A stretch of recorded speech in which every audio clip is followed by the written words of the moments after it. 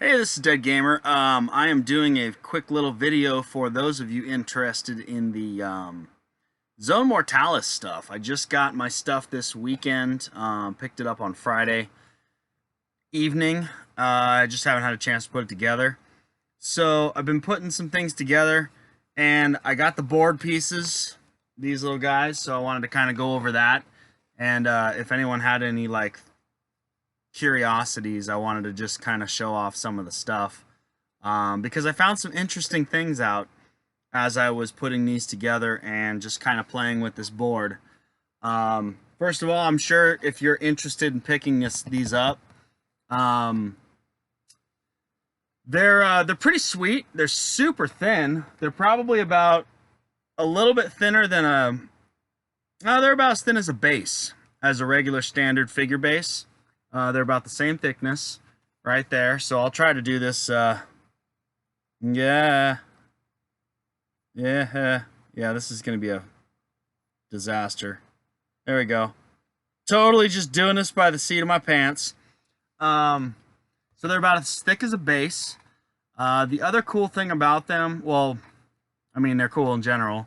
They've got this like little circular grid pattern, which is good for the support. So when you tap it, it doesn't feel like nothing kind of goes and bows, because everything's pretty well supported. The one thing that upset me about this was I was thinking about buying extra ones to use as Space Hulk tiles. And from the pictures I saw, which was a bit of a distance, I was thinking I could probably cut with an X-Acto blade down some of these and, make rooms, because this is essentially a 3x3 square. There's 4 of them here. That's a standard Space Hulk room. Obviously, if it's a T room, it comes out a half square, and a half square. But you could make that up by just cutting strips of walkways. So I was pretty excited about that, but after getting the tiles and realizing the back is this kind of pattern, if you did cut this, you're going to have a lot of negative space when you set them on the side. And it also may affect the structural integrity, because all this circular pattern here definitely goes towards the support of the plastic from bowing and things like that. So unfortunately, I wouldn't recommend cutting these up. Also, the way they're laid out, which is really interesting, you can see here, let me get something to point at. So all the tiles right here, they're about 1.5 inches each. So you got 1, 2, 3, 4, 5, 6. No, that'd be 2 inches each, right? Because they're 12 inches. And math is hard. Let's see. I haven't even checked this yet. Oh, that's interesting. So they're not technically 2 inches. So they're, there you go. If that is that kind of screwing you up, let me do it this way. Again, this is going to be one of my famous disaster videos.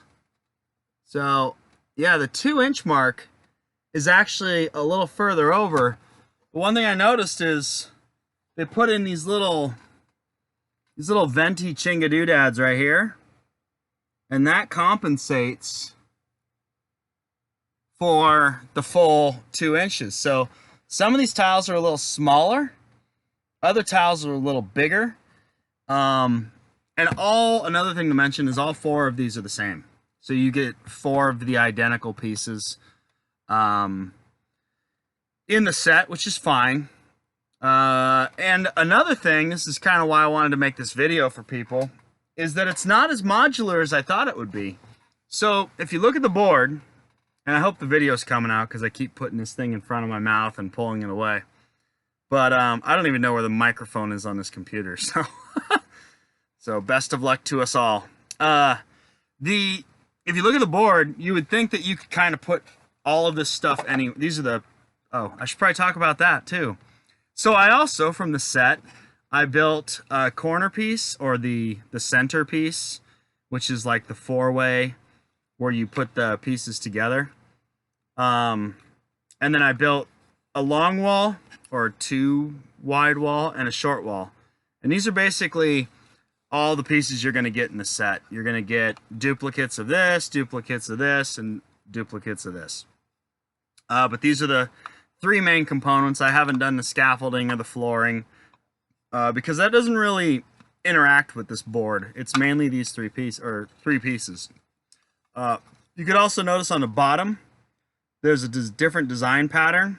You've got sort of these 45-degree angles cut in, and here you've got these weird little, essentially like teeth, right? And those actually mean something, which is really interesting. And that's why I kind of wanted, again, why I wanted to make this video. So when I bought this board, I thought, oh, cool, I could just stick these anywhere and do whatever I wanted to. And that's semi-true, but there are defined places on this tile for these pieces to go. And what I'm trying to say is there's actually a section on this board where these lock in and they won't slide around. And there's other sections where they don't actually set flush with the tile. And there's other sections where when you put them on the tile, they slide around. So if you look at this tile more closely, you're going to see all these like little teeth. 1, 2, 3, 1, 2, 3, 1, 2, 3. This is 4. But let me try to get it so the light is good on it. Let's go this way. That's easier. Oh, there you go. So you can see all the teeth. So essentially, it's 1 in and 1 down. And it's all the way across and all the way down with the exception of these 4 corners, right? So you have this smooth section. We'll call these smooths. A smooth 1 by 1, a smooth 2 by 1, smooth 1 by 1, smooth 2 by 2, or 2 by 1, smooth 2 by 2, or 4 square, smooth, smooth, and smooth. And these teeth actually only set in these sections. If you try to put it on top of this thing, it wants to rock. And if you put it on either of these, it literally just slides. But if you put it, like it almost clicks in. Here goes one of my shitty examples, like the squig dice. See, it doesn't really want to move.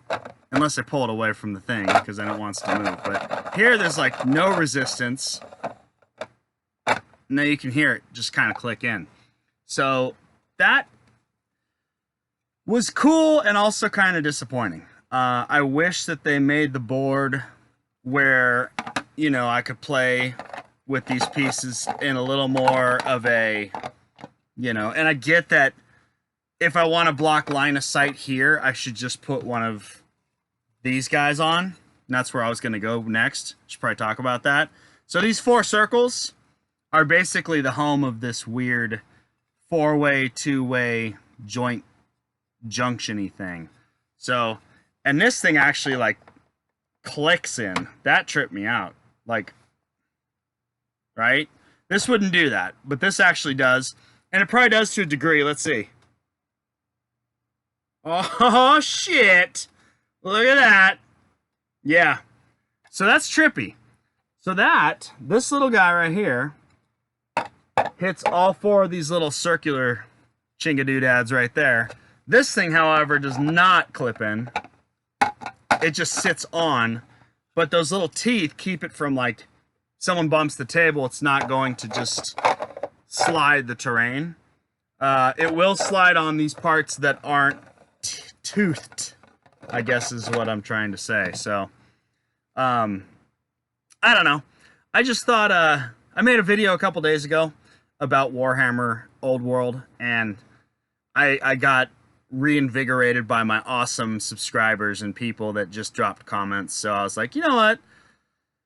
Apparently people like to listen to me talk about shit, so I'm just gonna make another video because this I genuinely found interesting, and I wanted to share that because I'm always like questioning stuff I might want to buy, and I always look on the internet to see if somebody kind of covers it and talks about it and gives me a little more insight before I make that purchase. And these things are like $65 US.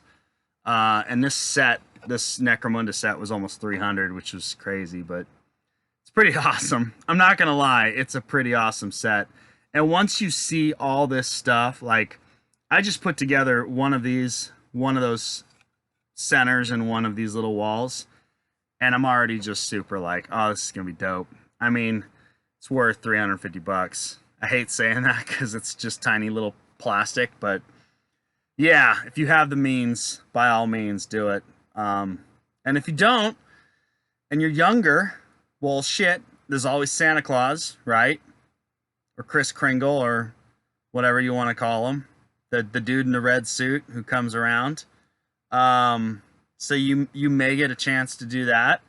And if you're in that middle ground where you're just not yet an adult and you don't have the money to do this, and you're not a kid anymore, and you can't rely on good old Santa Claus to bring you some badass shit, I guess you're fucked. So I'm sorry. That sucks, man, or woman. But yeah, so that's too bad. But anyway, this guy is pretty sick. These things are pretty dope, and I wanted to do this video for people because it's pretty rad. Like, it's just this neat little set. Like I said, I'm just a little disappointed. Oh, and there it goes. The squig dice happens again. Yeah, so it's just a neat little kit, and I just wanted to share that with people. I guess I could show off some stuff a little more in detail. This is the boring part of the video, people, so if you've got what you wanted out of it, go ahead and turn it off. But if you want to stick with me for a few more minutes, I'm just going to do like little slow turns and spinny things so you can, you know, you can satisfy your curiosity if that's what's going on. So this is the 2x2 wall, and just pause the video if you want to look at it. Now there are two other different versions of this. Where the hell is that sprue? Yeah, I don't even know where I put the rest of it. I just built one of each and I got excited. But there's a little bit different, like there's different panels and shit on these things. But just to give you an idea, this is pretty much what it's gonna look like. You got that guy. Side looks like that. Other side. Top side. The toothy bottom side. The little guy. Identical sides as the two long wall. And yes, two of these make the length of one of those. Like, exactly. So, no worries there if that's a question you have. It does line up. So two of these will make one of these. And then there's this kid, which is bigger. So here's this on top to show you the difference, right? I'll show this to you first. Little cube.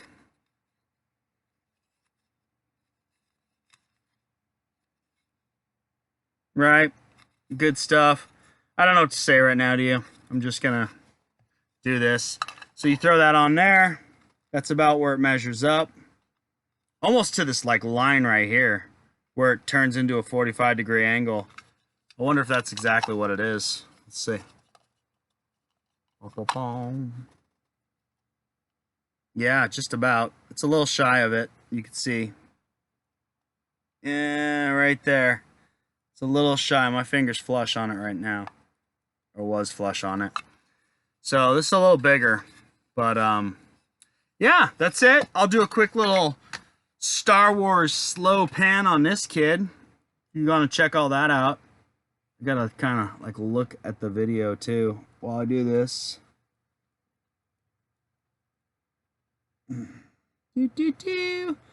So that's about it, guys and gals. That's what you're gonna get if you get into this expensive, awesome game set. And I look forward to getting this thing together and just kind of seeing what it's all about. Again, my overall satisfaction is very, very pleased, but I wish that this was a little more modular and didn't have these grippy things that were so, like, it literally, you literally are confined to what these teeth do, and you can't do much in these spaces. So, I mean, obviously you can. It doesn't matter. You could put blue tack down and just stick it on there, and it's not going to go anywhere. So I guess there's that. But like here, you rest it on that. Like you could see, let me do this. See how flush that is? Just completely on it. I'll go on the smooth part, which is this piece. Again, completely on it. But you put it on this thing. See the gap? There's a little gap right there.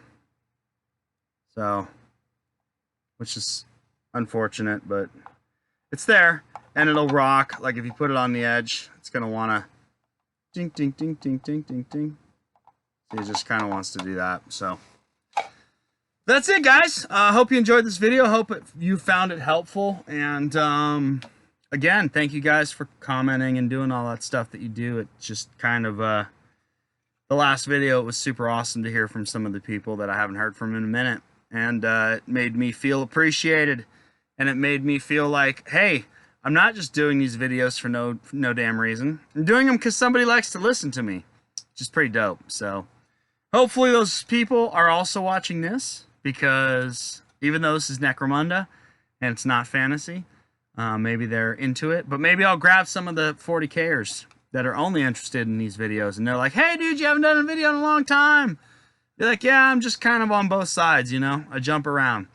So anyway, thanks, everybody. I'm actually going to be doing a video, too, because I'm all excited now, on the red gobbo, if you're curious. And I got some interesting shit about this model, and I'm super stoked. I'm a little disappointed, but I'm also super stoked about them. So I'll be making that video hopefully tonight, too. I just got to finish putting them together. And I got to find my old red gobbo. He's somewhere in one of these boxes. So, yeah. But do a little comparison so people could see that, and talk about my discoveries with the model. So that's about it, guys. Have a great night.